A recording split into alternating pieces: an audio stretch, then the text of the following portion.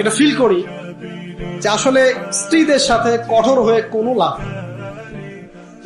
বিয়ে তো করে ফেলেছেন, এখন বিয়ে করাটা যত সহজ, মুক্ত হওয়া এত সহজ না। ঠিক আছে, একবার করে ফেললে ব্যাস করে ফেলছেন, সারা জীবন এখন টানতে হবে।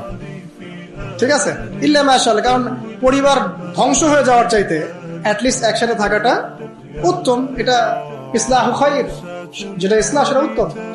আর একবারে যখন কোনো অবস্থায় টেকা যায় না, তখন না ইসলামে একটা বিচ্ছেদের ব্যাপার আছে, ডিভোর্সের একটা ব্যাপার আছে। কিন্তু নারী জাতিটাকে আল্লাহ পাক এমন ভাবে সৃষ্টি করেছেন, ইনশাআল্লাহ ফ্যামিলি নিয়ে আমি একদিন লেকচার দিব, সেদিন বলবো ইনশাআল্লাহ ডিটেইলস, যে আপনি যত কঠোর হবেন তত বেঁকে বসবেন। আপনি যত কঠোর হবেন তারা বেঁকে বসবেন। তাদের সাথে এত বেশি কঠোর হয়ে কোনো ফায়দা নাই। কিভাবে ডিল করতে হবে?